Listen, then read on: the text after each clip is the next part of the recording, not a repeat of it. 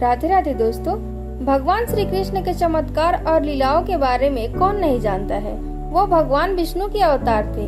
वह जो चाहे वो कर सकते थे और कई मौकों पर किया भी था। लेकिन एक ऐसा मौका भी आया था जब श्री कृष्ण को रणभूमि छोड़कर भागना पड़ा था, जिस वजह से उनका नाम रणछोड़ पड़ा था। अब आप सोच रहे होंगे कि वो तो भगवान थे, फिर उन्हें किसी से भागने की क्या जरूरत थी। दरअसल इसके पीछे एक बेहद ही रहस्यमयी कहानी है, जिसके बारे में शायद ही आप जानते होंगे। अगर ये जानकारी आपको अच्छी लगी तो एक लाइक जरूर कीजिएगा और मेरे चैनल को सब्सक्राइब कर लीजिएगा। यह कहानी कुछ इस तरह है कि एक बार मगध राज जरासंध ने भगवान श्री कृष्ण को युद्ध के लिए ललकारा था, लेकिन वह सिर्फ अकेले नहीं बल्कि उसने श्री कृष्ण के खिलाफ युद्ध के लिए यवन देश के राजा कालयवन को भी अपने साथ मिला लिया था। दरअसल कालयवन को भगवान शंकर से ये वरदान मिला था कि न तो कोई चंद्रवंशी और न ही कोई सूर्यवंशी उसको युद्ध में हरा सकता है। उसे न तो कोई हथियार मार सकता है और न कोई अपने बल से हरा सकता है। भगवान शंकर से मिले वरदान की वजह से कालयवन खुद को अमर और अजय समझने लगा था। उसे लगने लगा था कि कोई भी उसे युद्ध में हरा नहीं सकता है और न ही मार सकता है। जरासंध के कहने पर कालयवन ने अपनी सेना के साथ मथुरा पर आक्रमण कर दिया।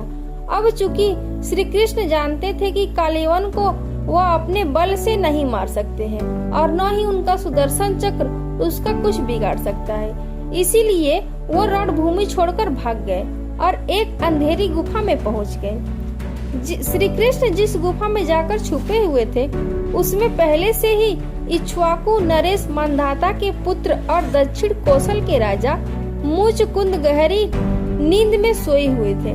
दरअसल उन्होंने असुरों से युद्ध कर देवताओं को जीत दिलाई थी। लगातार कई दिनों तक युद्ध करने की वजह से वह थक गए थे, इसीलिए भगवान इंद्र ने उनसे सोने का आग्रह किया और उन्हें एक वरदान भी दिया था, जिसके मुताबिक जो कोई भी उन्हें नींद से जगाएगा वह जलकर भस्म हो जाएगा। राजा मुचकुंद को मिले वरदान की बात श्री कृष्ण को पता थी, इसीलिए वो कालयवन को अपने पीछे पीछे उस गुफा तक ले आए जहाँ मुचकुंद सोए हुए थे।